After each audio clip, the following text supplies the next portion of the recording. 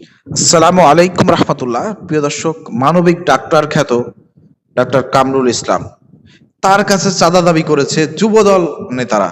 প্রিয় দর্শক, আশ্চর্যজনক ব্যাপার, যিনি 2000 প্লাস আপনার কিডনি মানুষের শরীরে বিনা টাকায় প্রতিস্থাপন করেছেন, সেই মানবিক ডাক্তারের ডাক্তারখানায় এসে, হসপিটালে এসে সেখানে চাঁদা দাবি করতেছে যুবদলের নেতাকর্মীরা। প্রিয় দর্শক, তিনি এই ধরনের অভিযোগ তুলেছেন। প্রিয় দর্শক, চলেন তার মুখ থেকে আমরা শুনে আসি। আমার স্টাফদের সঙ্গে আমার সঙ্গে ডিরেক্টলি কখনো কথা বলেনি সে। আমাদের স্টাফদেরকে ভয় দেখায়, এই করে সেই করে, আমাকে নিউজ আসে আমাকে চাকরি থেকে উঠাই দেবে, বের করে দেবে, এখানে এই করতে দেবে না, এইসব ভয় দেখাতো এরকম। তো আমাকে কখনো ডিরেক্টলি বলেনি। তো এর মাঝখানে কাজ দিতে হবে পরে এরকম নেতা দেখায়, তুমি বলে যে যুবদল কর্মী, আমরা তো অত জানি না, কাউকে নিতে পারি না এই পাশের রোডে, এবং আরো বলে যে আমি কমিশনারে দাঁড়াবো, এই সেই হাবি যাবে। এবং এখানকার এলাকার যারা তারা আবার চেনে, তো তাদেরকেও আমি বলেছি যে দেখেন এই ছেলেটা তো এই করে, তাদের কথাও শোনে না।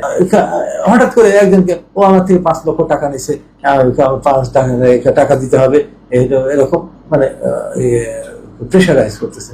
এখন ওই স্টাফ থেকে টাকা দেবে, তার মানে হাসপাতাল থেকে টাকা দিতে হবে। আপনারা শুনলেন, আপনাদেরকে বারবার বলেছিলাম চাঁদাবাজকে ক্ষমতায় আনেন না।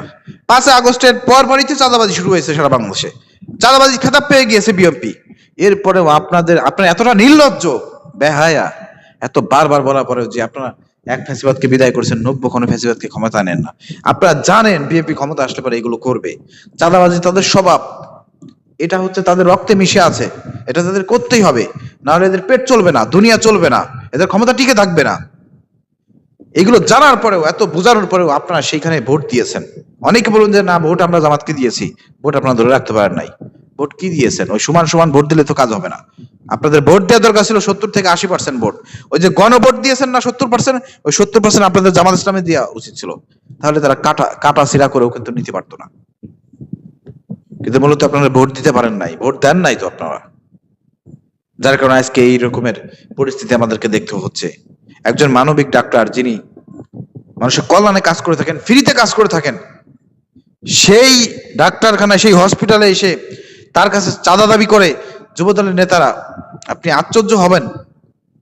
প্রিয় দর্শক, এই ঘটনা নিউজ হওয়ার পরই দেখলাম যুবদলের যিনি সভাপতি আছেন, সেক্রেটারি আছেন, তারা এসেছে এই ডাক্তারের সঙ্গে দেখা করতে এবং তার সঙ্গে এসে কথা বলেছে এবং বলেছে আমাদের কোনো লোক আপনার কাছে চাঁদা চাইতে আসে নাই। প্রিয় দর্শক, তাকে আশ্বাস দিয়েছে যারা চাঁদা দাবি করেছে, ভিডিও ফুটেজ দেখে, সিসিটিভি ক্যামেরা দেখে তাদেরকে চিহ্নিত করে তাদেরকে আইনের আওতায় আনবে বলে কথা দিয়েছে। আমরা ধন্যবাদ জানাই যুবদলের এইসব সভাপতি, সেক্রেটারিকে। আপনারা এই কাজটা করে দেখান। সিসিটিভি ক্যামেরা দেখে যারা এসেছিল তাদেরকে আইনের আওতায় এনে দৃষ্টান্তমূলক শাস্তির ব্যবস্থা করে দেখান, তাহলে আপনাদেরকে আমরা বিশ্বাস করবো যে হ্যাঁ, আপনারা এখানে চাঁদাবাজি করতে লোক পাঠান নাই। কিন্তু যদি মুখের কথা বলেন, দেশের জনগণ এটা বিশ্বাস করবে না। কারণ সারা বাংলাদেশে চাঁদাবাজি বলেন, দুর্নীতি বলেন, সন্ত্রাসী বলেন, এসব কর্মকাণ্ড কাদের ছত্রছায়ায় হচ্ছে দেশবাসী কিন্তু ভালো করে জানে। আপনার পিছন থেকে যতই কলকাঠি নাড়ান না কেন, দেশের জনগণ কিন্তু সবকিছু আন্দাজ করতে পারে। তো প্রিয় দর্শক, প্রশাসনের দৃষ্টি আকর্ষণ করছি, দ্রুত আপনারা এইসব চাঁদাবাজদেরকে ধরে গ্রেপ্তার করে আইনে আওতায় আনেন। এছাড়াও আরো প্রিয় দর্শক, আমরা বলতে চাই, আজকে মানবিক ডাক্তার, সে যদি আজকে চাঁদাবাজির শিকার পরিণত হয়, তাহলে আরো হাজার হাজার ডাক্তার রয়েছে, হসপিটাল রয়েছে, সেসব জায়গার অবস্থাটা কি একটু চিন্তা করে দেখেন। তারা তো ভাইরাল না, তাদেরকে তো কেউ চেনে না, তাদের কাছে চাঁদা চাচ্ছে, তাদেরকে চাঁদা দিতে বাধ্য হচ্ছে তারা, কারণ তারা ভাইরাল না, কারণ তারা বক্তব্য দিলে আর হুমকির মুখে পড়বে। তাদের কাছে এরকমের যুবদলের নেতারা অথবা ছাত্র দলের নেতারা আসবে না, তাদেরকে আশ্বাসও দেবে না। এই মানবিক ডাক্তার, তাকে সবাই চিনতো, ভাইরাল হয়েছে, এই কারণে তার কাছে এসেছে।